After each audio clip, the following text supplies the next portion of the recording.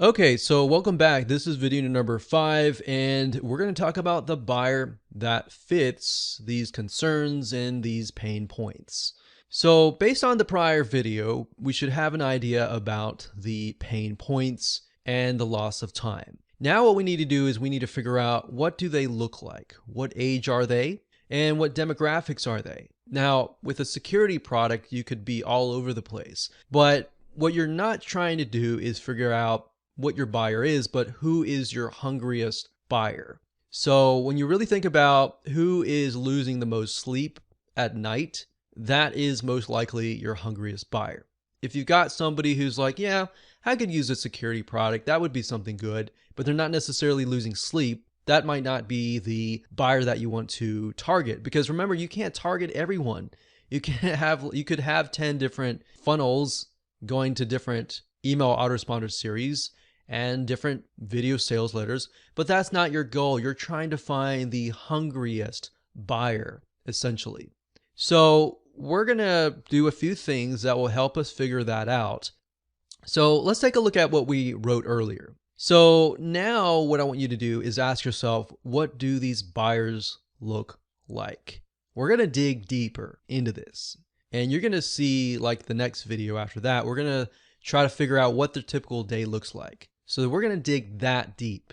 And the reason why is because that's going to help you convert more sales when you can relate to somebody and they feel like they're reading your sales letter or listening to your sales video, and they feel like, wow, this person really understands me. They understand my needs. They understand why I'm up at night. Oh, I trust this person, I'm going to buy from them, versus they go to somebody else who's just trying to sell them and they don't really understand them.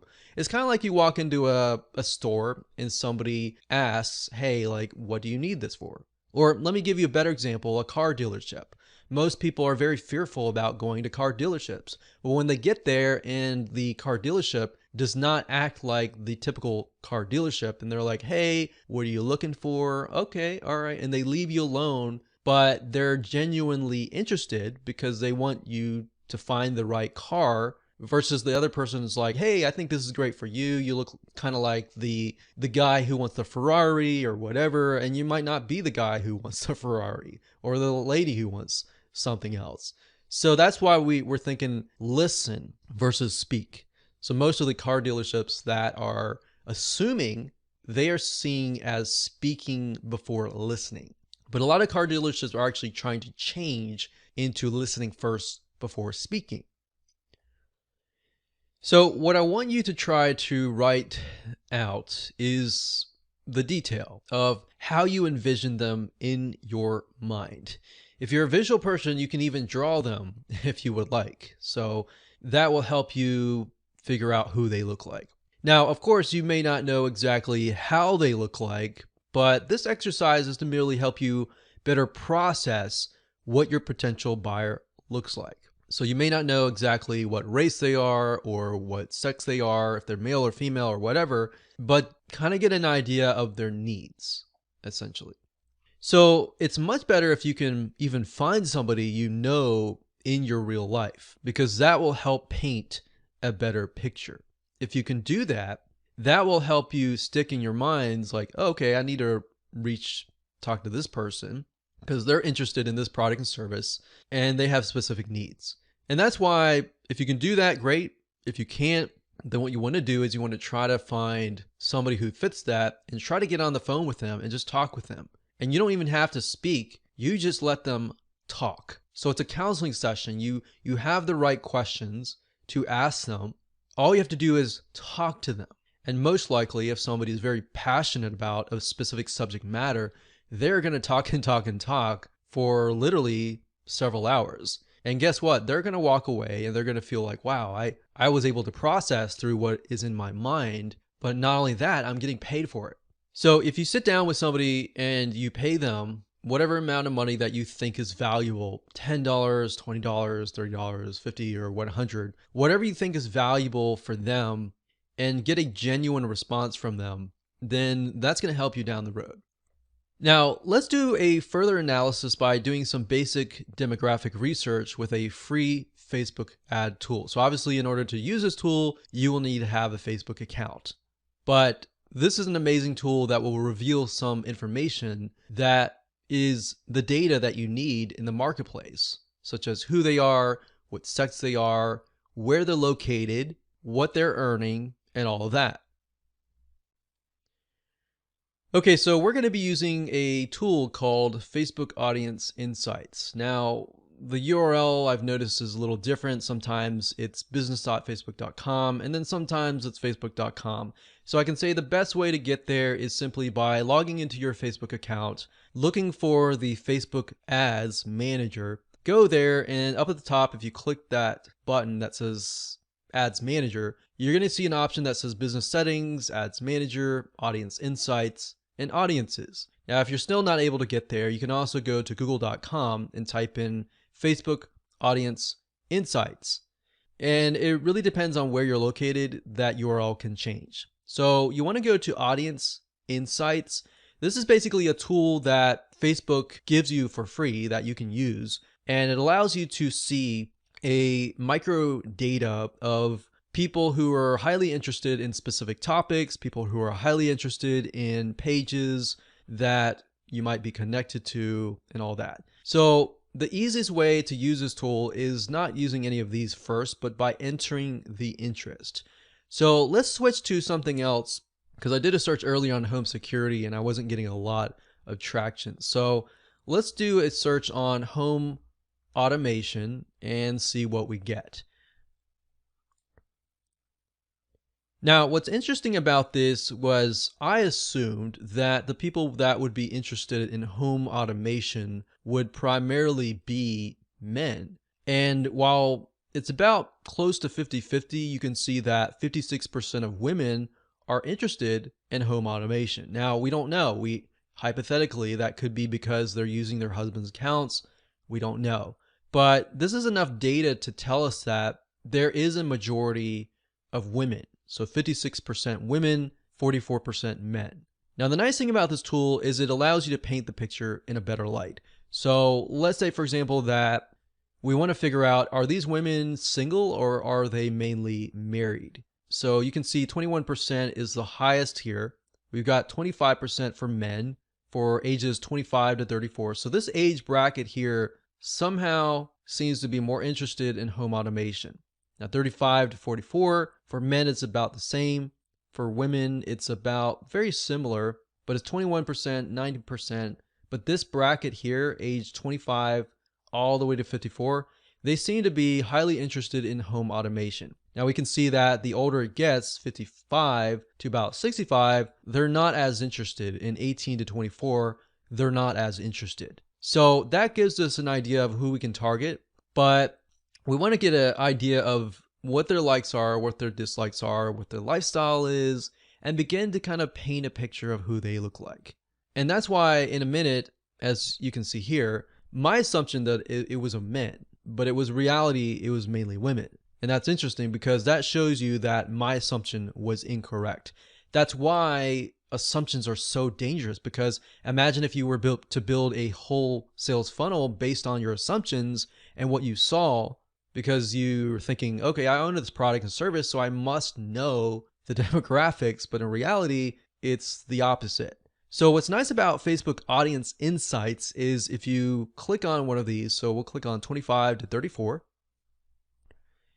and this is merely focusing on the women. So 500 to 600,000 monthly active people. We can scroll down and we can see that most of them are married. A lot of them are single, but most of them are married. A lot of them have college degrees. A lot of them are into healthcare and medical services, personal care and home services, education and libraries, legal services. So not necessarily technical, but they are very highly into healthcare. So we don't know exactly why until we actually go to the pages that they like and look at that. So we can see business and finance, that's sort of techie. But let's scroll back up and look at the page likes. These right here are the top categories that they are interested in for this age range of 25 to 34. So we can see exactly what they're interested in: clothing stores, jewelry, cosmetics, baby goods, IKEA. So it looks like they're interested in a lot of baby goods. So what we saw earlier was that a lot of them were married at this age, or maybe beginning their life of being married and having a family. So we can see the page likes. You can even go to these pages and see how they interact with each other. We can go to location to get an idea of where they're located. So we can see North Carolina, South Carolina, Florida, Alabama, Arizona, Arkansas. So a lot of these are actually the southeast, which is interesting. I don't know why they're interested in home automation, but they are. So that gives us an idea of geographically, maybe we can dig further, look into cultures. They look like Southern, so we don't really know why they're interested in home automation, but they are. If we click on activity, we can see how engaging they are. A lot of them comment, a lot of them likes. They don't do a lot of sharing, but they do click ads. A lot of them are using desktops or iPhones or Android. So they're using a lot of smartphones and they're using desktop computers. So that gives us an idea of who we're dealing with. If we go back to demographics, the nice thing about this is you can paint a picture for this particular demographic, but if you wanted to move on to, let's say, men ages 35 to 44, we click that with our mouse, and Facebook is going to give the data for that particular segment. So if we scroll down, we can see a lot of them are married. A lot of them have college degrees. There's IT, technical services, mathematics, engineering, veterans.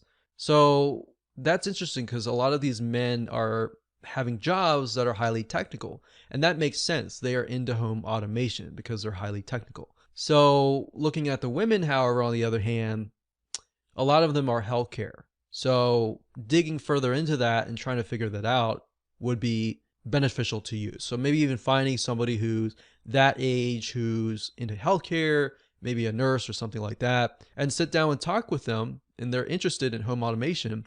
That will give you a better idea of who you're dealing with. So like I said earlier, you're not trying to target everybody and all the buyers out there. You're trying to target a specific segment of people who are very, very interested and highly hungry in terms of a buyer. So that's how to use Facebook Audience Insights to gather even more data and more information about your buyer. What I want to do now is dig further and deeper into their typical day. Welcome back. This is video number 6. We're going to talk about the typical day. So in this video, you will look at the buyers that we previously looked at and gain insights into their typical day.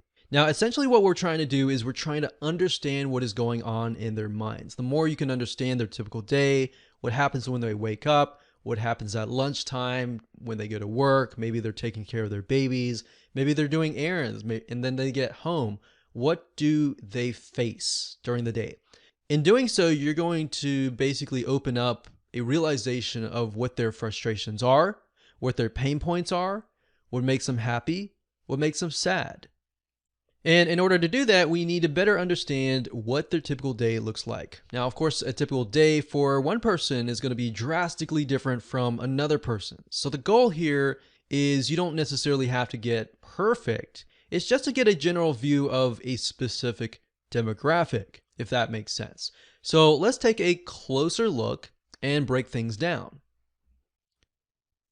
So I often find that the easiest way to find a typical day for a specific person, specific age, specific sex, a specific lifestyle is simply by going to google.com and typing in typical day for whatever you're looking for. So if we're looking for an elderly couple, we could say a typical day for an elderly couple. Sometimes you have right off the bat, people are talking about it. Or you can just simply, in this case, since it's elderly couples, we could simply go to the websites where elderly couples hang out and see if we can find somebody maybe in a forum who is actually talking about their typical day. So if we scroll down here, it says what retirees do all day, right? You could even type that in, what young married couples do all day, or what fathers of big families do all day. So let's scroll up here. So opening up that, this one is, how is the day-to-day life of an elderly couple in the Western Hemisphere? Or what is a day like in the life of a really old person, like 70 plus? So Quora.com is a really good place to find questions and answers. So you can go to Quora.com and let's just load one of these up. So it says, what is a day like in a life of a really old person? So we scroll down, it says, my dad is 92. He has outlived his wife who has died, blah, blah, blah, blah, blah, blah. And what I recommend that you do is just read through this and try to get a better understanding of your audience. And not just read one or two or three, but try to read as many as you can, maybe from Quora.com. And then the next thing to do is go to actual forums and figure out what they are talking about. So that way you get it from the perspective of maybe their kids or somebody else's perspective, and then you get their perspective from themselves as well. So then you can kind of measure the two and compare the two and figure out what are similarities. So it says here, what do retirees do all day? It says they relax, they watch TV, they sleep, they do household chores, they eat and drink and work and shop and volunteer and so forth. Now, what I recommend that you do is you take a notepad and you just jot down what is actually happening. So when do they wake up? So when do they start their day? I want you to write it out hour by hour by hour if possible, and say, okay, maybe most of them wake up at 9 a.m. and then they greet the day and then they get ready by getting some breakfast, and then maybe they go read a newspaper, and then maybe some go do gardening or do something like a hobby or something. Write down the hour by hour, because believe it or not, that will actually help you understand what their frustrations are and how much time do they actually have during the day to take a survey and when and all that. So that's what I recommend that you do. Don't focus on this way too much. Just have fun, type in a typical day for blank, or what do blank do all day, and get an idea. Just jot it down and write it down. That will help you understand how to talk to them. You'll understand deeper their frustrations, what keeps them up at night, what makes them happy, what makes them sad, what are they spending their money on, and all of that. So with that said, let's move on to the next video. Okay, so welcome back. This is video number 7. We're going to talk about the survey form. So what we're trying to figure out is how long your survey form should be. And in that thought process, it really depends on your buyer and their attention span. So I can't really say you have to ask them 5 questions or 10 questions or 20 questions. It really depends on your prospect and essentially their patience level. So in order to do that, you have to get an idea of their typical day. So that's why we did the exercise previously. So if you skip that, you're really not going to know how much time they have during their typical day. Now, if you go back and do that typical day exercise, it's going to reveal to you some things, and that will give you a better idea of, okay, their day is really, really busy. They're not going to sit down and take a 20 question survey, but they will definitely sit down and take a 5 or even 10 question survey. So like I said, I can't give you an exact number that is going to be required for every single person. It really depends, and you can arrive at a better educated guess by doing that exercise. So in other words, by understanding your buyer and how willing they are to go through your whole service, that is when you will know. So obviously you don't want to make it too long, but you want to ask the right amount of questions. Now, in terms of what survey web application you should use, we recommended SurveyMonkey.com and Wufoo.com. And the reason why we don't recommend every single survey form builder or quiz builder or anything out there is simply because for this to really work, you're going to need to have an option that will allow you to redirect people to different locations based on the questions that they answer. So going back to the father, the single woman, and the elderly couple. So we have 3 different choices. If they choose that this is my age, we're retired, whatever, you're not going to want to send them to the exact same location, right? Otherwise, that defeats the whole purpose of a survey funnel and customizing that experience to them. That's why not every single form builder or quiz builder is going to work. Now, what these are called are conditional rules. If a person says, yes, I'm an elderly couple, then send them here. If they say that they are a father of a family, send them here. If then. So you need the conditional rules, and the form builder needs to be complex enough to offer those as options. So going back to the security example, if the father is taking the survey and checks that, yes, we want to redirect them to a specific location. And this will allow you to direct them to a different video sales letter or even a different email autoresponder system. So in turn, you can customize the experience that they have, your email series to that specific person and their needs. So hopefully this makes sense. If you're wondering how to implement this, don't worry. We're going to talk about that in the upcoming videos. What we definitely recommend Wufoo.com or SurveyMonkey.com. Wufoo.com, I believe it's a little bit cheaper. You can start out with the basics, but just make sure that the plan that you choose has those conditional rules. Now, if you want to start out with the cheapest plan first, and then as you discover those different buyers, then you can switch up. So whatever works for you, go ahead and do that now. So now that we've covered that, it's very, very crucial to map out your survey funnel. In other words, what will it look like? And that's what we're going to do in the next video. This is video number 8, and we're going to map things out via the mind map. Now, here comes the exciting part. So we pretty much went through a lot of information. We gathered a lot of data.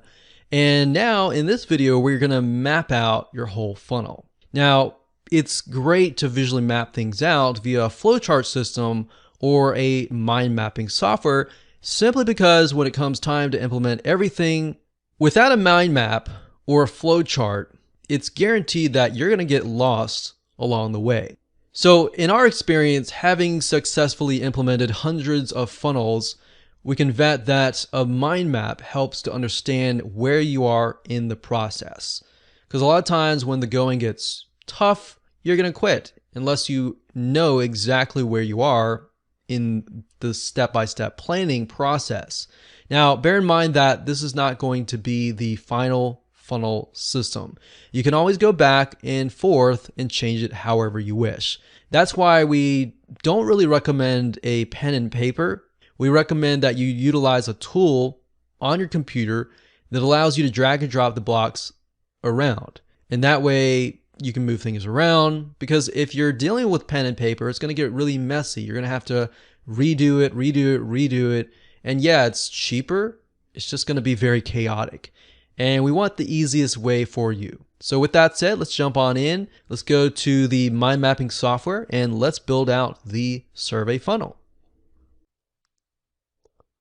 Okay, so like I said, I am using a site called lucidchart.com. That's LUCID chart.com.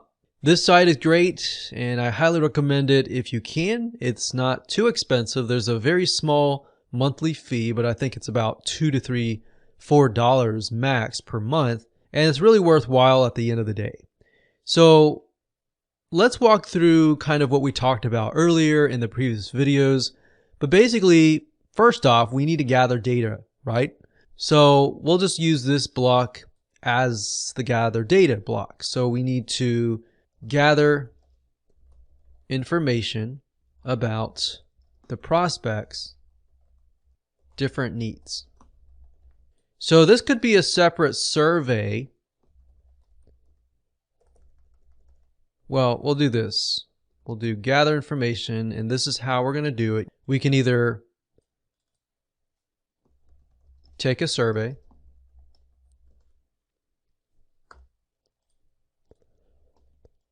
or secondary, we can also sit down with a prospect and talk with them and get a better understanding of where they're coming from. So these are two different options. Option 1, take a survey, and option 2, sit down with a prospect.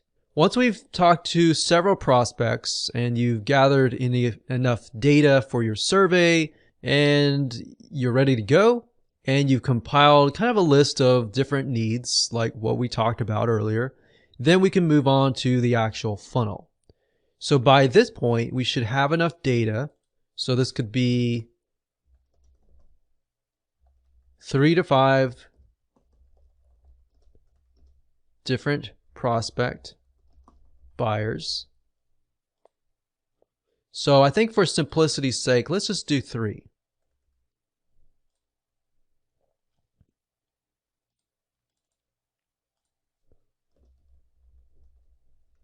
And we'll call these pathways or paths. So there are 3 different paths. So here is where we start the funnel. So we'll call this the survey funnel.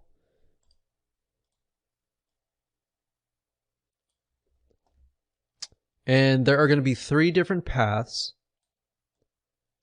So I'll put this one here. So 1, 2, and 3.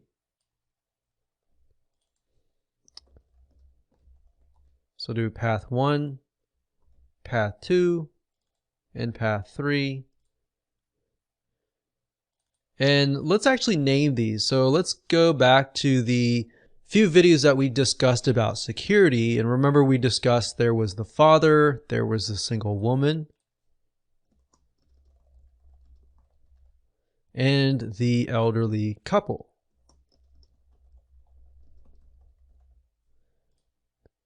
So we're going to move this down here. This is the survey funnel.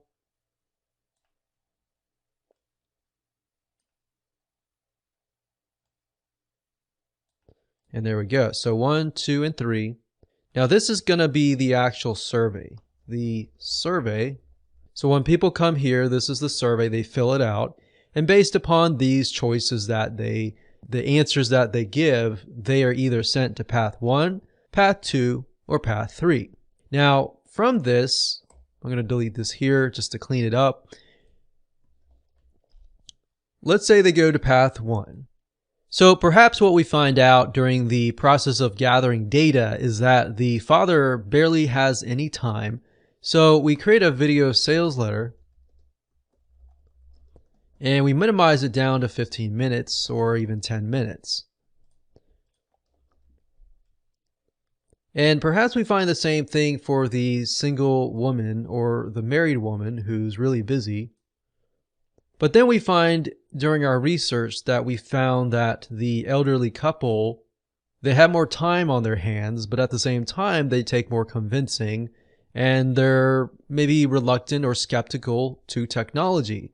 So maybe they require, in this case, a 30-minute video sales letter to really convince them. So then we can make the offer, or maybe we make the offer here. But then we found out the fathers, maybe they do buy, but we're going to add them to an email autoresponder so that we give them valuable tips, maybe for 7 days, so day 1 through 7. And maybe we find the very similar for the women. But we find for the elderly couple, we find that they require more selling, more pre-selling. So the email autoresponder ends up being 14 days. So you can imagine here, if you sent everyone here and then sent everyone to one pathway essentially, then your conversions would drop, right? But if you send them here, you send them here, and they send them here, and they fit this very, very well, then guess what? You are going to convert them at a faster and higher rate. So at this point in time, realistically, the survey, in order to implement it, we need to use a wufoo.com form. And these are going to be conditional rules.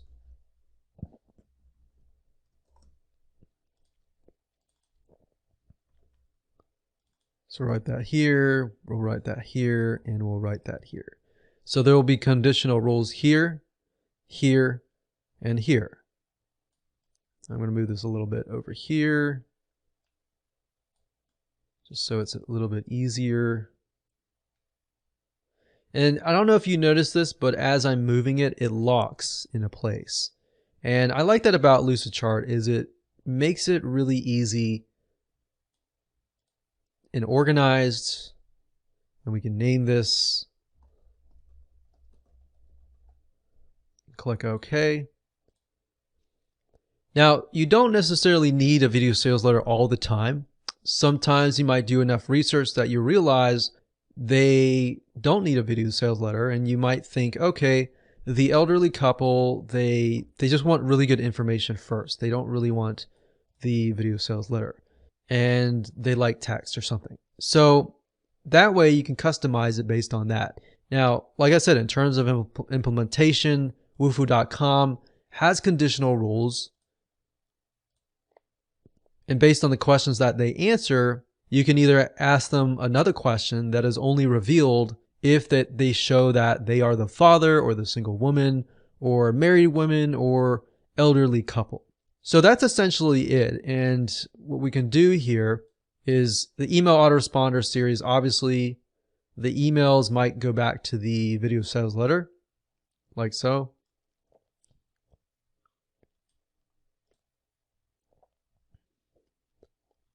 So let's break this down real quick. So the survey's here, they fill it out, the conditional rules are sent here, and based on the answers that they give, they either get answered more questions or they get sent to a video sales letter, but then after that they get added to an email list, and perhaps over here they have to fill in their email, and if they get over here, they get automatically added to the email autoresponder series over here.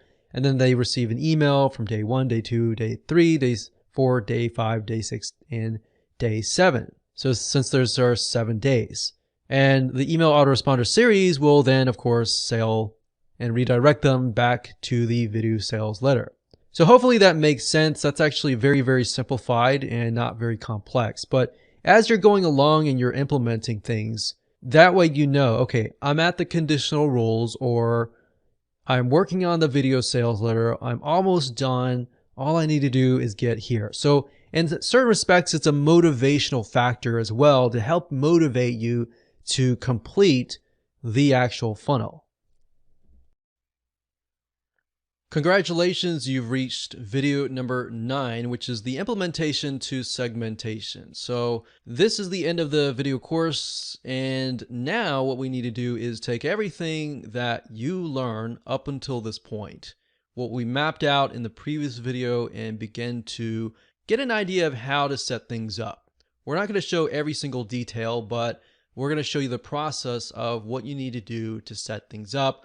We'll show you the form and action, how to set that up, how to set up conditional rules so that you can direct people to different places.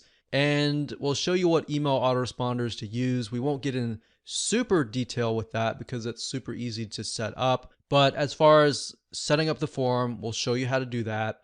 And that's the crucial process. There's a lot of videos out there on how to set up the email autoresponder systems. Even the businesses that are selling access to their systems have a lot of information on that. So with that said, let's jump right in and do that right now. Okay, so Wufoo.com is actually owned by SurveyMonkey.com, but we're using Wufoo here. And if you go here, you create a new forum, you should see this page. Now, by default, you can edit the forum settings. And that simply allows you to change the design, the alignment, and the forum name and all that.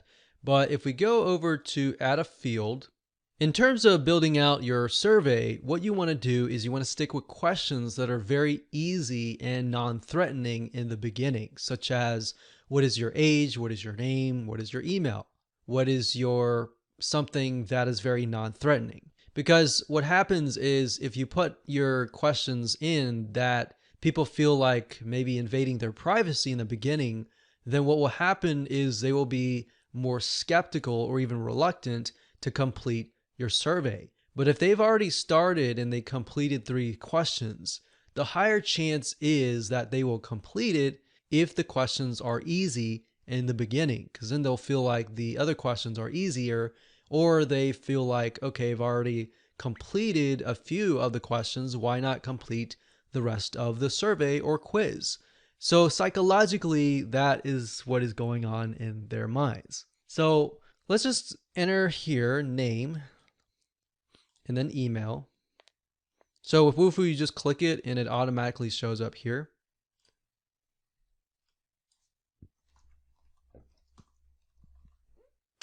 And we'll click save. Continue editing this form. And so we got the name, we got the email, we could do multiple choice. So you could even do essentially what we call camouflage questions to make it fun and interesting, such as what is your favorite color? First choice, second choice, third choice. And then you can get into the nitty-gritty, such as multiple choice. What is most important to you? We can add another one that says maybe what is your age? What is your age? So we could have 25 to 34. We could have 35 to 44 based on what we saw earlier, 45 to 55. And we can see what's most important to you. Security, home security. We could say car security.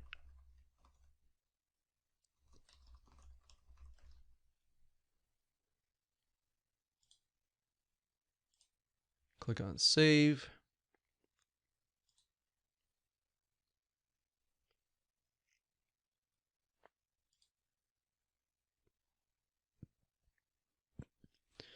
Now, here's where it gets interesting. Based on what they enter here, we could actually bring them to a different location. So if we select the field and we scroll down, we click on add branch and logic. So it says you can redirect people. So let's go back over here. Select this here, scroll, it says redirect people to different pages or fields based on their responses. And that's what you want, right?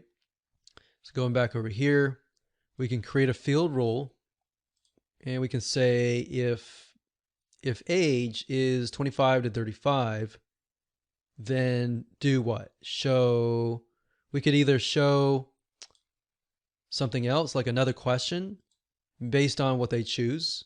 And that will allow you to customize the survey as well. So we could do that. So we could say show name or show what is your favorite color or something else. So that's for showing the field rules. We have page rules which allow you to redirect them to a certain page. So you can create a page rule if their age is that, skip to a specific page. So you could have different pages. You could have pages just for the fathers, for the single women or the married women or the elderly couples. And on those pages, you could have an opt-in form where they fill it out, or you could send them to a page which has a video on it. And then of course we have form rules. We can create a form rule and say if the age is a certain age, you can redirect them to a website. So page rules is mainly within the form itself, but if you were to redirect them to a totally different website, you can do that here. So you could have this linking to a video sales letter, right? Or this linking to an opt-in form. Or you can have them show a message. But that's why you need to use Wufoo.com, because a lot of survey builders don't really allow this. All they do is allow you to build a forum, and that's it. Now, what does this look like in practical terms? So we've gotten this far in terms of showing you how to build a form and using form rules to redirect them to a page. So if we refer back to the mind map that we talked about earlier, we had the survey form, they had 3 pathways, and one pathway was going to the video sales letter. So all you would do is link this to the video sales letter. And the video sales letter would be located on a landing page where you're using something like ClickFunnels, Leadpages, or a page builder that is hosting your video sales letter. And from there, you would redirect them from the video sales letter. Either they can buy on the video sales letter, or you direct them from there to an opt-in form. You see what I'm saying? So you're really using just the form builder, Wufoo.com, to essentially redirect them to the 3 pathways. And from those 3 pathways, you would utilize web applications such as ClickFunnels, Leadpages, and other page builders, which will allow you to host a video sales letter and the email autoresponder series and get them on your list. And then you'll need to integrate with email autoresponder systems such as GetResponse.com or ActiveCampaign.com. Another one is Ontraport.com, which is good. We've got Aweber.com and others. So, like I said, you're using this to redirect people over to Leadpages or ClickFunnels, which then you can grab their email, add them to your email list, and then after that, you show them the video sales letter. And then, of course, based on the autoresponder, you can email them throughout 1 day to 7 days or 1 day to 14 days, depending on what you've mapped out. And that's how you implement everything. In this way, you've essentially segmented different people dependent on their different needs.